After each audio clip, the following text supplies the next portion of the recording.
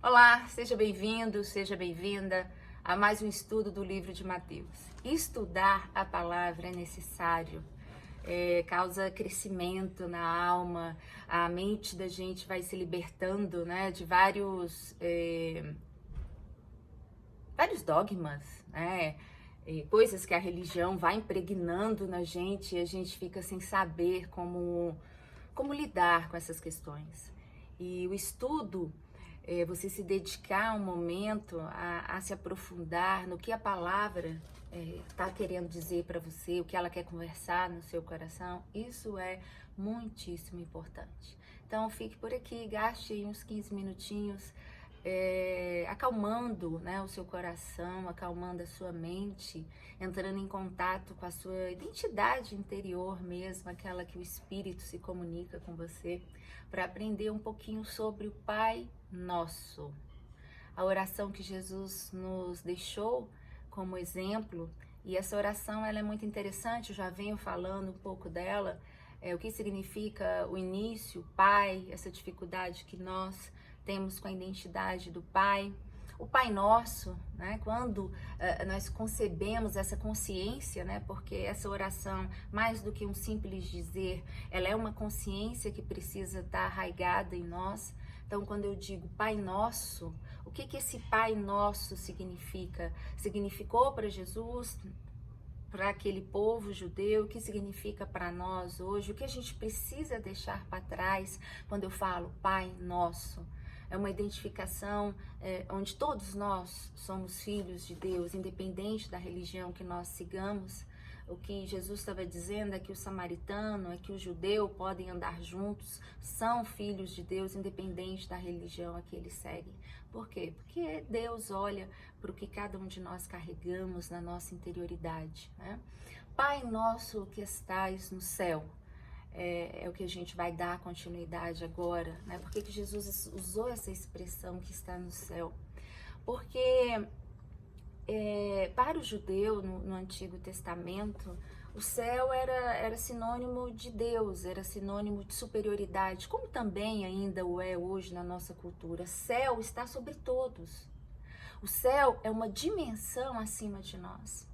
Quando eu digo Pai Nosso que estais no céu, eu tenho que saber conscientemente, e é isso que Jesus quer que nós interiorizemos, é que essa dimensão a qual eu estou entrando quando eu oro, Pai Nosso que estais no céu, eu estou entrando numa dimensão espiritualizada.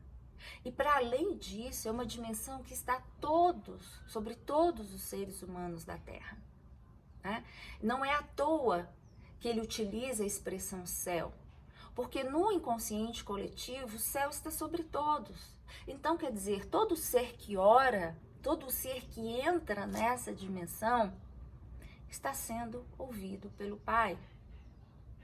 Então, isso não é céu enquanto um lugar físico, mas é céu, olha que interessante, não enquanto um lugar físico, ele está no céu, mas é céu enquanto uma dimensão espiritual que está sobre todos.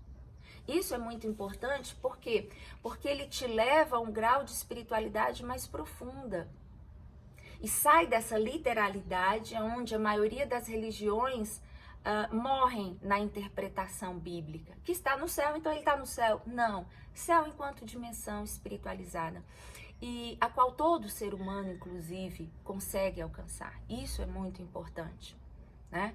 Por quê? Porque isso dilata a nossa compreensão da presença de Deus. Isso dilata a nossa compreensão enquanto a extensão desse Deus onipresente, que é onipresente e está sobre todos. Essa eu acho que é o maior significado, né? Então eu coloco, Pai nosso que estais no céu, santificado seja o teu nome. Venha a nós o teu reino. Isso é bem interessante, santificado seja o teu nome. No Antigo Testamento, Deus era santificado por meio de rituais. Então, o judeu ia, levava suas ofertas para o altar, era um boi, era um bode, era um carneiro, era um passarinho, fosse o que fosse, eram os pães asmos, né, que eles faziam. Então, eles levavam essa oferta diante do sacerdote. O sacerdote colhia essas ofertas, colocava sobre o altar, imolava quando se devia imolar, derramava óleo, azeite, queimava essas ofertas diante do altar, e aquele sacerdote fazia uma oração a Deus. E aquelas pessoas ali tinham uma expiação pelos seus pecados. No Antigo Testamento, esse era o momento em que o nome de Deus era santificado diante dos céus e da terra. No Novo Testamento, Jesus vem e abole, né, com esse ritual. O único ritual que existe é o próprio Cordeiro de Deus se imolando na cruz, dando a sua vida em oferta de muitos, Paulo vai dizer, né? Então veio um primeiro Adão e agora esse segundo Adão que morre por todos. Enquanto um pecou por todos, né? Paulo vai dizer, agora nós temos um segundo Adão que dá a sua vida em oferta de muitos. Ele justifica o pecado de todos. Essa é a única imolação. E o seu nome, o nome de Deus, passa a ser santificado agora, não mais por meio de um rito, porque o rito já aconteceu na cruz. O nome de Deus é santificado agora por meio da minha vida, da sua vida e de qualquer vida que se coloca como oferenda diante de Deus, diante desse Jesus que foi imolado. Então não existe mais agora, para mim e para você, na nossa geração e todas as outras gerações depois de Jesus, um sacerdote que só por meio dele é ofertado algo a Deus. Por isso que Tiago vai dizer, né, não existe mais sacerdote entre Deus, entre o homem e Deus. Não existe mais esse sacerdote porque a minha vida agora é o verdadeiro sacrifício. A minha vida, a minha entrega diária agora é o único sacrifício que Deus oferta. O salmista, incrivelmente, por meio do Espírito de Deus, já tinha, né, teve essa revelação, né? Ele vai dizer, olha, há um coração quebrantado e contrito, o Senhor se dobra, Ele não despreza. Há um coração verdadeiramente que se coloca, né, quebrantado. Não é aquele que fala, Senhor, Senhor, aí pelas esquinas da cidade. E às vezes nem tem a humildade, a mansidão necessária. Não é esse coração, é um coração quebrantado, contrito. A esse Deus se dobra, a esse Deus ouve, a esse Deus acolhe. Então, Deus é santificado agora, não mais nos ritos. Por isso que há uns vídeos atrás, eu comentei, até aqui por causa do nosso estudo mesmo, né? Que não há mais ofertas a serem feitas, não há mais sacrifícios a serem feitos, não há mais votos a serem dados, não há mais promessas a serem ofertadas a Deus. A única promessa agora que precisa ser ofertada é a minha própria vida, é a minha obediência a Deus Pai.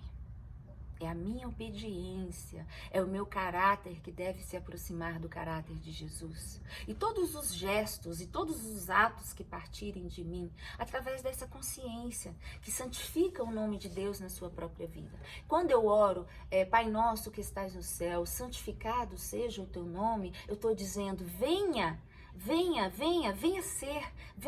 ser alegrado na minha vida. Olha só. E aí eu continuo essa invocação, essa adoração a Deus, eu vou dizendo, venha o teu reino, venha o teu reino. Que convite é esse que eu faço nessa oração? E não só nessa oração, mas toda oração que eu faço a Deus, eu tenho que ter essa consciência. E quando eu oro a Deus e entro nessa dimensão espiritualizada, eu estou fazendo um convite para que o reino dele se faça presente. Mas para isso eu tenho que entender que reino é esse.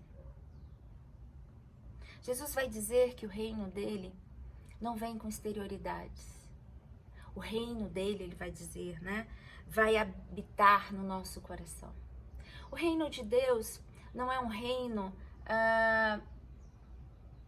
do que é supérfluo, mas é um reino das coisas mais importantes. É um reino onde o maior serve o menor, aonde quem dá muito, aonde quem tem muito dá a quem tem pouco, ou a quem não tem nada. O reino de Deus é o reino onde o grande acolhe o pequeno, né? O reino de Deus é o reino onde quem sabe muito ensina a quem sabe pouco. O reino de Deus é aquele reino onde quem é acolhido acolhe quem não é. Quem está em pé levanta ao que está deitado. A quem está são cura a quem está doente, né? O reino de Deus é um reino onde os valores são invertidos, não são os mesmos valores da sociedade. Porque o reino de Deus, ele trabalha num único lugar onde ele existe, que é no mundo das invisibilidades. Paulo vai dizer, não é no mundo das exterioridades, mas é no mundo onde as coisas não são aparentemente, mas são interiormente. Jesus falou para a gente ter muito cuidado com aqueles que dizem que o reino está ali, que o reino está acolá. Ali tem cura, ali tem Deus. Não, ali pode ter até fé de quem é curado, mas Deus não está cá, lá, acolá. Porque o Deus só habita um único lugar, é no coração humano. Então a gente precisa ter essa noção de onde está o reino, mas a gente precisa entender o que é o reino. O reino não é o reino das exterioridades, mas é o reino que habita dentro de nós. E isso abre ou deve abrir a nossa mente para uma consciência muito mais profunda das coisas excelentes, que é lá que habita o reino de Deus. Então, muito cuidado, né, quando você for buscar o reino. O reino não está fora de nós. O reino está dentro de nós. É aqui aonde mora e onde nasce todas as coisas a respeito de Deus. É um conceito sobre reino que a gente precisa se aprofundar todo dia. E a oração é esse caminho. Então, quando eu convido para que o reino de Deus venha habitar, venha o teu reino. Eu estou convidando também para que seja feita a tua vontade, a vontade dele. Porque no reino dele só se faz a vontade dele. A minha vontade, como ele vai dizer lá em Isaías, né? Os pensamentos de vocês são muito diferentes do meu pensamento. Os pensamentos de vocês são petitinhos, mas os meus são grandes, são altos. Porque no reino de Deus, a única vontade que deve prevalecer é a dele.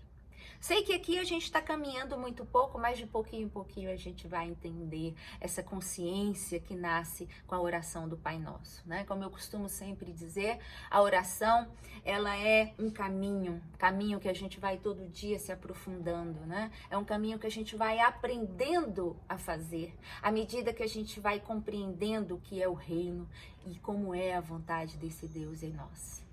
Eu te aguardo no próximo. Não deixe de ler a palavra, não deixe de se aprofundar a palavra e não deixe de entender e de compreender, né, as vicissitudes, né, a virtude que essa palavra pode gerar no seu coração. Que Deus te abençoe, que o Espírito dele dilate essa compreensão dentro do seu coração. Até a próxima.